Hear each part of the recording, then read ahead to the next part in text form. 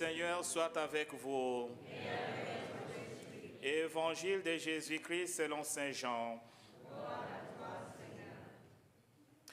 En ce temps-là, Jésus disait à ses disciples, que votre cœur ne soit pas bouleversé. Vous croyez en Dieu, croyez aussi en moi. Dans la maison de mon Père, il y a de nombreuses demeures. Sinon, je dis, je pars vous préparer une place. Quand je serai parti, vous préparer une place, je reviendrai et je vous emmènerai auprès de moi, afin que là où je suis, vous soyez vous aussi. Pour aller où je vais, vous savez le chemin. Thomas lui dit, Seigneur, nous ne savons pas où tu vas. Comment pourrions-nous savoir le chemin? Jésus lui répond, moi, je suis le chemin, la vérité et la vie. Personne ne va vers le Père sans passer par moi.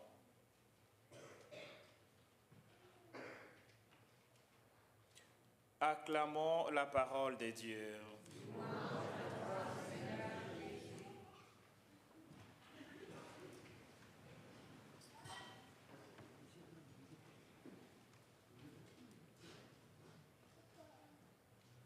Chers frères et sœurs dans le Christ,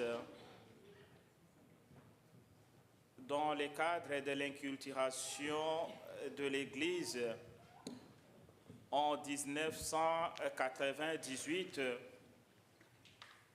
le pape Jean-Paul II, aujourd'hui saint, avait accrédité un rite qu'on appelle le rite zaïrois dans mon pays qui est aujourd'hui Congo. Et ce rite particulier se célèbre de cette manière. Je vais dire juste la séquence qui nous intéresse ici. Le prêtre fait son entrée, comme nous l'avons fait, et s'agenouille juste devant l'autel, qui est le trône de Dieu. Et aussitôt, il invoque tous les saints,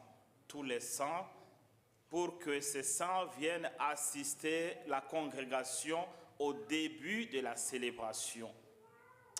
Et dans cette séquence, légèrement à la fin,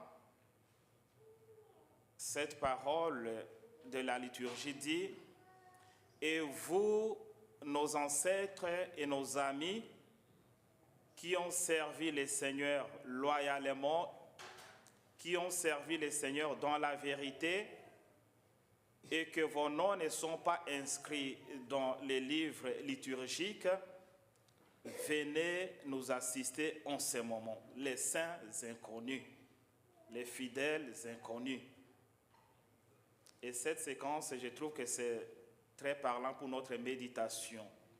Aujourd'hui, nous célébrons la commémoration de tous les fidèles défunts. Et hier, nous avons célébré la Toussaint. Et ces deux fêtes sont en fait connectées. On ne peut pas dissocier la fête de la Toussaint et la fête de la commémoration des fidèles défunts. Pour la simple raison que la première fête de tous les saints, nous célébrons tous nos frères et sœurs qui ont vécu comme nous et qui ont mis en valeur une des vertus chrétiennes. Heureux les pauvres, la récompense du ciel est à eux. Heureux ceux qui ont faim et soif de la justice, ils seront consolés. Ils ont mis en pratique une de ces vertus et qui se trouvent aujourd'hui dans nos différentes familles. Peut-être que leurs noms ne sont pas inscrits dans les livres de la liturgie. C'est exactement vers cela que nous offrons ce sacrifice de louange et de l'Eucharistie. Quand nous partons aujourd'hui ou demain au cimetière pour visiter nos frères et sœurs défunts qui reposent dans la paix, automatiquement, le souvenir revient.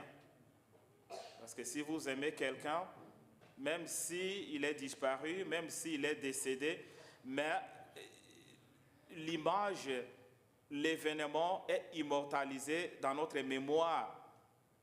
Tous ceux qui ont des parents, même aujourd'hui, sont des grands-parents, ils se souviennent de ceux qui ont été leurs parents. Et des fois, ils le racontent à leurs grands-enfants, à leurs petits-fils. Voilà, ton grand-grand-père était de cette manière.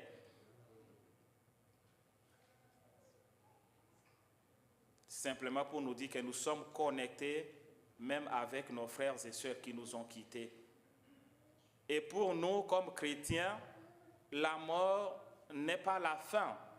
La mort n'est pas la fin, ce qui est très bien. Et Saint Paul l'a dit clairement dans la deuxième lecture. Il dit, je dois être clair avec vous au sujet de la résurrection des morts. Si Jésus, Fils de Dieu, est mort et ressuscité, nous aussi, de la même manière, nous serons ressuscités comme lui. C'est une certitude. Voilà pourquoi, quand nous célébrons les messes, toutes les liturgies, que ce soit de la semaine ou de dimanche, les morts, nos frères décédés, ils sont inscrits parce que nous croyons en la résurrection des morts. Il y a de ceux-là qui sont morts à l'état de grâce, c'est-à-dire ils se sont préparés et ils voient la mort venir, ils voient Jésus en train de venir pour les prendre. Ils se sont préparés par la confession, par les sacrements. Et ils sont morts dans cet état-là de grâce. Nous, les prêtres, qui allons des fois donner les sacrements des malades, on a cette expérience-là. Des gens qui étaient vraiment agonisants, mais quand ils voient les prêtres, aussitôt il reçoit un souffle inimaginable. Il fait sa confession en bonne et due forme. Il reçoit l'onction. Et après quelques heures, c'est comme s'il dort, il est en train de dormir et finalement il part dans le sommeil, dans la paix. Et la prière de Je vous salue Marie, à la fin, nous recommande exactement. Quand on dit Je vous salue Marie, pleine de grâce, le Seigneur est avec vous. Vous êtes bénie entre toutes les femmes, et Jésus, le fruit de vos entrailles, est béni. Sainte Marie, Mère de Dieu, priez pour nous, pauvres pécheurs, maintenant et à l'heure de notre mort, pour mourir en état de grâce. Mais ceux qui ont raté cette occasion, ils vont dans ce qu'on appelle les purgatoires. Les purgatoires, ce sont les âmes qui attendent la porte ouverte du paradis. Et dans notre conception, comme chrétiens, nous avons intégré cette conception. Et c'est un message de l'espérance. À ceux-là, nous prions tous les temps. Voilà pourquoi demander des messes pour les morts est très important, parce que ça aide à ce que le Seigneur, dans sa miséricorde, leur ouvre ce passage vers la vie éternelle. Certains sont morts dans des situations tragiques, dans des accidents, ils ne se sont pas préparés, des morts subites. Et à ceux-là, ils ont besoin de nos prières pour que la miséricorde de Dieu puisse leur ouvrir la porte du paradis. Et comme Jésus nous a dit dans l'Évangile, je vais vous préparer une place, et là où je suis, je veux que vous aussi, vous soyez avec moi. Un message d'espoir pour nous tous. Jésus, Dieu ne veut en perdre aucun de ses enfants. Il veut que nous tous, nous profitions de la félicité éternelle. Et ça, en faisant du bien ici sur la terre, en mettant en pratique une des vertus chrétiennes que nous connaissons. Des bontés, des bienveillances, de l'accueil, des prières, des piétés, toutes ces vertus, de les mettre en pratique pour qu'à la fin de notre vie, nous puissions bénéficier de la félicité éternelle. Aujourd'hui, chers frères et sœurs, nous allons prier. Et après mon homélie, nous allons prendre quelques minutes de silence avec l'équipe technique. Ils vont nous balancer quelques noms, commémorations, et ça nous permet de penser à nos défunts personnels pour que le Seigneur leur ouvre les repos éternels. Nous allons prier pour tous ceux qui sont morts dans des situations tragiques pendant la guerre, les accidents, dans des conditions inimaginables, inhumaines. Puisse le Seigneur leur accorder sa miséricorde.